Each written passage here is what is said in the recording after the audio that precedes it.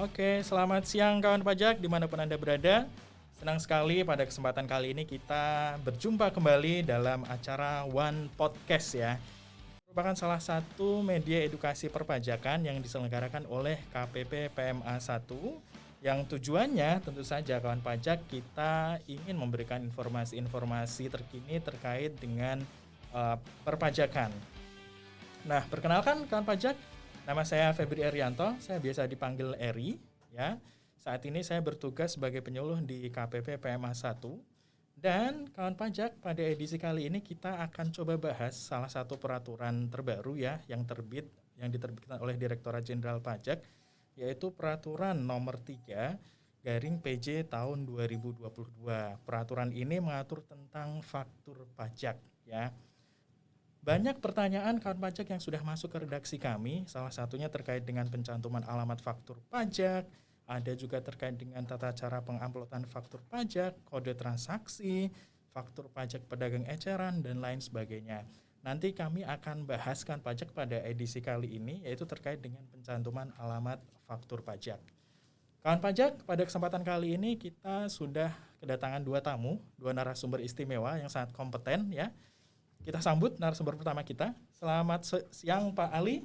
Selamat siang Pak Febri dan juga kawan pajak semuanya. Halo, kabar sehat untuk kita semuanya, sukses untuk kita semuanya. Sehat Pak Ali ya? Alhamdulillah sehat sekali. Kayaknya makin seger aja nih Pak Ali. Alhamdulillah. Oke, selamat siang Pak Hilmi, narasumber kedua kita. Selamat siang Kak Eri.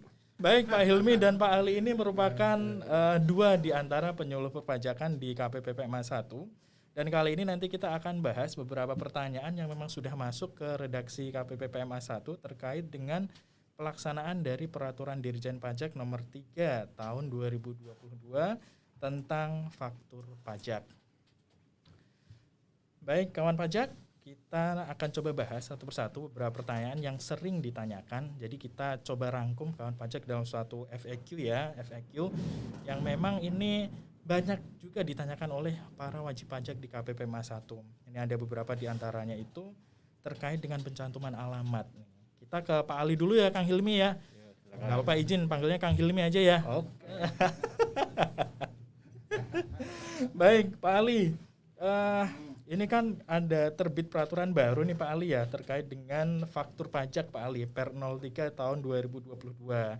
Nah ini ada pertanyaan seperti ini Pak. Pak Ali, mohon dijelaskan ya.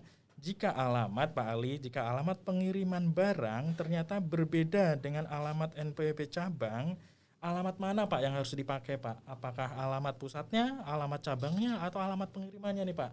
Tolong dijelaskan Pak. Terima kasih Mas Febri atau Kak ini. D aja Pak ya. Aduh. Begini kan pajak semuanya ya. Ini yang banyak sekali pertanyaan masuk pada kami di PMA 1 tentang masalah alamat ini ya.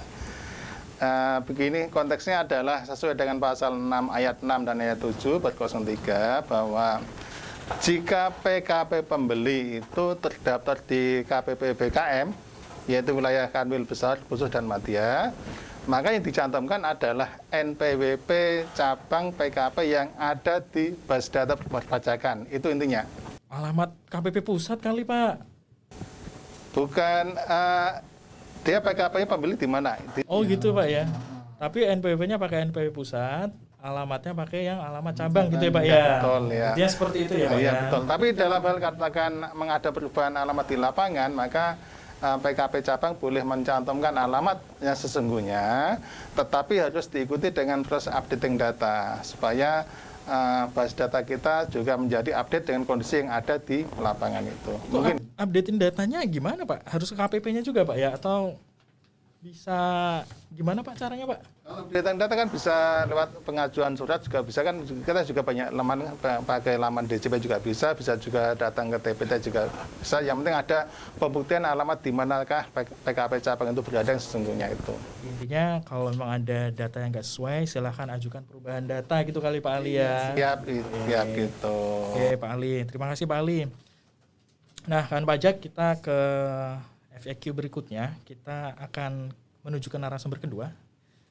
Siap Kang Hilmi? Siap. Siap.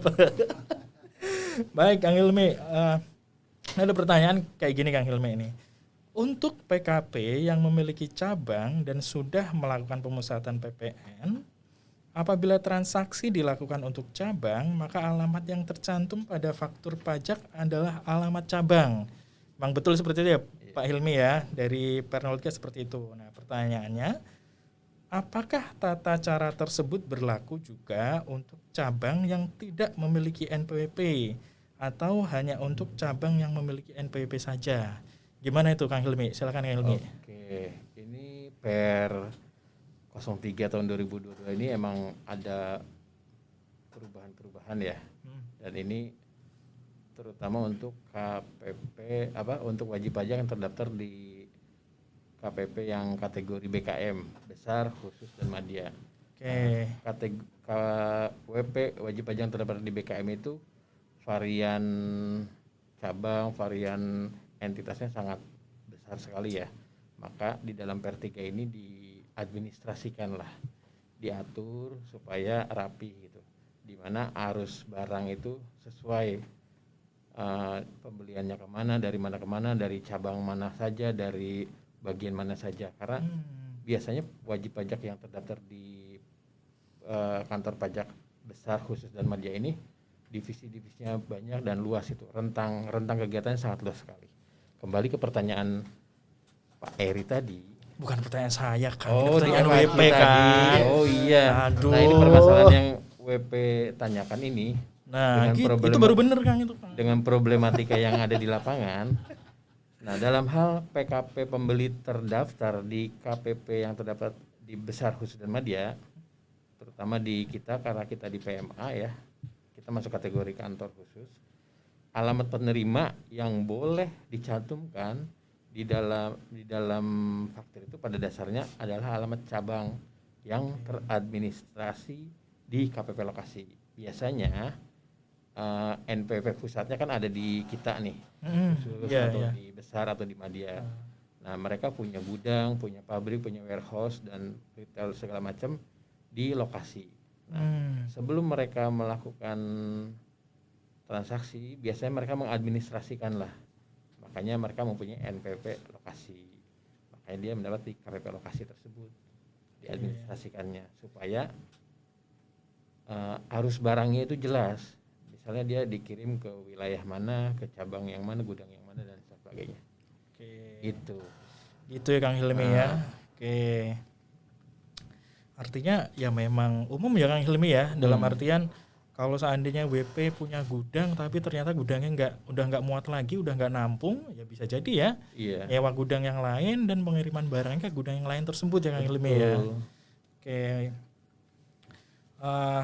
Baik, kawan pajak, kita ke pertanyaan berikutnya. Di FAQ ini ternyata ada juga loh pertanyaan yang terkait dengan begini Pak. Pertanyaan terkait dengan transaksi subkon nih Pak Ali ya. Kita ke narasumber pertama Pak Ali. Nah, ini saya bacakan aja Pak Ali ya. Nah gini Pak Ali, ini kalau ada transaksi subkon, ini contohnya kayak gini nih Pak Ali. Misal ada PTA melakukan penjualan kepada PTB. Nah tapi ternyata aktual pengirimannya, jadi pengirimannya ini ke PTC Pak, selaku subkon dari PTB. Ya, di mana masing-masing PT ini Pak itu merupakan suatu entitas yang terpisah lah Pak. Ya. Nah, untuk kasus seperti ini Pak Ali, ini alamat pembeli di faktur pajak ini yang benar dicantumkan yang PTB apa PTC ini Pak? Nah ini bisa dijelaskan nih Pak Ali, mungkin Pak Ali. Secara prinsip kan tadi ya Pak Ali, kalau misal kita beli barang, kita harus kirim ke cabang, NPWP-nya pusat, tapi alamatnya adalah alamat cabang Pak Ali ya. Nah ini kalau seperti ini gimana nih Pak? Yang beli PTB tapi ternyata pengirimannya ke PTC. Nah gimana itu Pak? Baik, ini tadi mungkin juga menyambung dari varian dari Kang Hilmi ya atau Aimi juga, bahwa memang itu suatu hal yang lazim ya, bahwa katakan tadi juga dikatakan bahwa katakan sebuah perusahaan itu sudah penuh cabangnya, penuh gudangnya, otomatis kan dia bisa juga dia nyewa cabang, atau juga yang kata tadi kan dalam konteks ini kan PTB yang membeli, tetapi alamatnya pengiriman dimasukkan di dalam gudangnya PTC, katakan itu ya. Iya. Oke. Kalau kita kembali kawan pajak ke aturan yang ada di dalam pasal 6 ayat 6 dan ayat 7 dikatakan bahwa syarat pertama adalah PKP pusatnya terdaftar di KPP atau di lingkungan Kanwil BKM Besar Khusus dan Madya. Satu itu harus dipegang. Yang kedua adalah BKP dan atau jas JKP yang dikirim itu harus diserahkan ke cabang. Ini kan itu kan aturan yang bagus begitu ya. Tapi kan kenyataan di lapangan bahwa tadi dikatakan barang itu dikirimkan ke PTC ya. Iya, betul. Padahal PTC ini bukan pembeli, Pak. Oke, PTC hanya disebutkan, maka dalam mekanisme yang diatur dalam dalam 403 ini tetap yang dicantumkan adalah alamat dari PTB.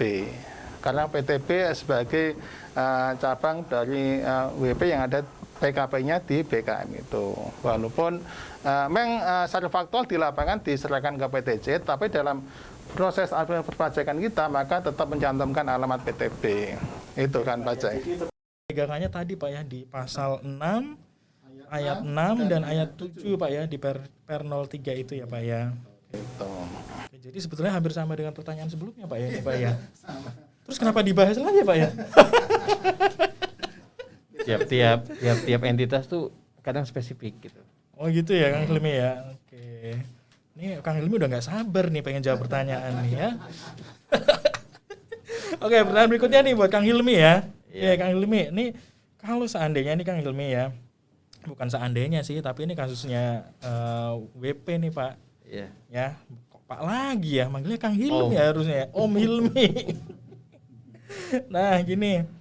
Pertanyaan seperti ini Kang Hilmi. Bagi PKP yang melakukan pemusatan, apabila terdapat transaksi jasa pelabuhan, bagaimana pencantuman alamat di faktur pajaknya Kang Hilmi? Apakah mengikuti alamat pusat, alamat cabang di tempat pelabuhan penerimaan BKP? Jadi alamat pusatnya apa alamat pelabuhannya nih Kang Hilmi? Yang benar yang mana nih? Untuk kasus ini kita kembalikan ke pasal 6 di ayat 6 dan ayat 7 di PR 03 ya. Gitu Jadi, ya. Pengisian identitas pembeli itu hanya berlaku jika PKP pusat terdaftar di KPP yang BKM tadi, Besar Khusus Madya. Jadi kalau di KPP Madya, KPP besar seperti kantor wajib pajak besar 1, 2, 3 dan 4. Lalu dengan kantor yang khusus itu di PMA ya, Iya. kan. Nah, itu PKP pusatnya terdaftar di 3 jenis kantor itu. Kedua, BKP atau JKP yang dikirim atau diserahkan itu ke cabang. Iya. Maka alamat penerima yang dicantumkan itu adalah alamat penerima yang teradministrasi sebagai alamat NPP cabang di KPP lokasi. Nah, pertanyaannya yang keduanya, jika tidak, Gimana tuh jika alamat tidak? itu sesuai dengan alamat kantor pusat. Oh gitu ya. Nah, gitu. Jadi kita lokalisir dulu, ketika ketemu bahwa itu ada lokasi itu ada NPP cabangnya, kita pakai NPP cabang. Jika kita udah lihat ternyata itu tidak ada, maka pakai NPP pusat, alamat pusat. Oke, jadi nggak harus daftar NPP baru ya Kang Hilmi ya? Itu nanti masalah pembukaan NPP baru, lokasi dan sebagainya itu kita serahkan ke manajemen dari wajib pajak sendiri. Oke Kang Hilmi. Oke. Mudah-mudahan sih tercerahkan ya kan pajak ya. Oke. Karena sebetulnya variasinya masih ada beberapa lagi nih. Kita ke Pak Ali lagi ya Pak Ali ya. Pak Ali udah ketawa-ketawa aja Pak Ali nih. Baik Pak Ali. Gini Pak Ali, ini ada yang nanya lagi nih Pak. Ini lebih detail nih Pak. Nah Pak Ali pada bab 3 pasal 6 ayat 6 disebutkan bahwa alamat faktur pajak sesuai dengan penyerahan BKP atau JKP. Apakah ini berarti harus alamat NPP cabang? Bagaimana bila tidak memiliki NPP cabang, Pak Ali?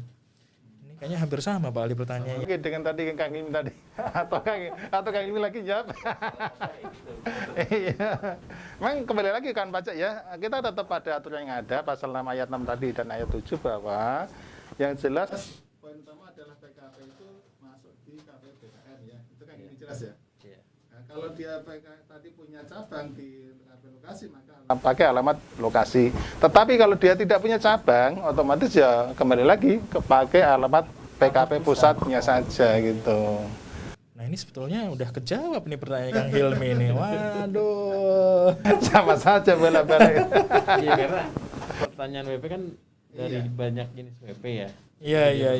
Pertanyaan, jadi kita rangkumkan dalam patokannya ke garis besar itu. Itu ya. Jadi balik lagi kawan pajak nanti perhatikan kawan pajak ya terkait pencantuman alamat ini apabila transaksinya itu adalah wajib pajak yang terdaftar di wilayah KPP lingkungan KPP wajib pajak besar, khusus atau madya.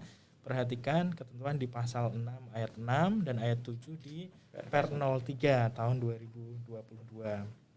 Nah, ini pertanyaannya balik ke Pak Ali lagi kayak ini, Pak. Pertanyaan ke-8 Pak Ali ya. Ada berapa pertanyaan Pak Ali ini, Pak Ali? Ada banyak ini. Ada 15 atau 17. Tapi jangan di sini semua Pak Ali. Ya, nanti dibagi di episode-episode berikutnya Pak Ali ya. Oke. Nah, ini pertanyaan seperti Ilmi deh. Agak susah dikit ya Kang Ilmi ya? Kan. Enggak ada yang susah buat Kang Hilmi. Nah, ini Kang Hilmi sebetulnya hampir sama nih Kang Hilmi ya, tapi ada sedikit perbedaan nih Kang Hilmi terkait dengan pengkreditannya nih. Nah, ini kan ceritanya kan kalau faktur kan memang ketentuannya seperti itu ya. Kalau memang kebetulan transaksi sama KP lawan transaksi yang kebetulan terdaftar di wilayah KPP LTO besar BP besar ya, khusus atau madya itu kan memang kita cantumkan NPP-nya NPP pusat, alamat pengiriman sesuai dengan cabangnya itu ya Kang Hilmi ya. Nah, ini pertanyaan ini terkait ini Kang Hilmi. Kalau nih Kang Hilmi ya, ternyata faktur pajaknya ini masih menggunakan identitas pusat Kang Hilmi. Apakah ini menyebabkan faktur pajaknya itu menjadi dianggap tidak lengkap dan pembeli tidak dapat mengkreditkan pajak masukannya? Ini gimana Kang Hilmi? Oke. Apakah nanti itu bisa menimbulkan sampai seperti itu, nggak boleh dikreditkan? Atau seperti apa Kang Hilmi? Oke, di ketentuannya kan ketika pembelinya itu kategori wajib pajak di BKM, besar, khusus, dan madya, maka jika itu penyerahannya ke cabang, maka pakai NPP cabang ya kan, tidak boleh memakai NPP pusat. Kalau dia memakai NPP pusat, maka dianggap tidak lengkap. Nah, misalnya pusatnya di Jakarta, cabangnya di misal di Bandung, harusnya kan pakai NPP cabang yang Bandung, bukan pusat. Ketika dia menggunakan NPP pusat, maka dikategorikan tidak lengkap NPP-nya pusat, tapi pengirimannya ke lokasi ke Bandung. Harusnya kan di NPP cabang. Iya, Nah, betul. untuk hal itu, karena dianggap tidak lengkap, itu akan berdampak kepada pengkreditan pajak masukannya. Jadi ketika faktur itu tidak lengkap, itu si pembeli tidak bisa mengkreditkan. Oh gitu ya, sampai nggak boleh ya Kang Hilmi ya? Sampai kena. Nah, solusinya faktur pajak itu diganti. Oh, bikin faktur Bikin pajak pengganti ya? Kita ubah, kita sesuaikan dengan alamat dan NPP yang sebenarnya, yaitu di cabang. Oke, jadi tetap kalau sudah terlanjur silahkan bikin faktur pajak pengganti ya Kang Hilmi ya. Oke, jadi NPP-nya tetap NPP pusat, tapi alamatnya diganti sesuai dengan alamat yang sebenarnya Kang Hilmi, alamat cabang ya, seperti itu ya. Iya. Oke Kang Hilmi. Nah ini balik nih sebenarnya pertanyaan ini juga Pak Ali ini ya. Gimana caranya Pak Ali? Cara ngerubahnya di aplikasi faktur Pak Ali? Kan udah nih, oke, udah ternyata kurang pas nih Pak Ali ya. Ternyata BP tetap intinya disuruh untuk atau diminta untuk membuat faktur pajak pengganti Pak Ali. Nah ini kalau caranya itu seperti apa Pak Ali di aplikasi e-fakturnya itu kurang lebih seperti apa sih Pak Ali? Mungkin Pak Ali bisa ngasih sedikit gambaran nih Pak Ali.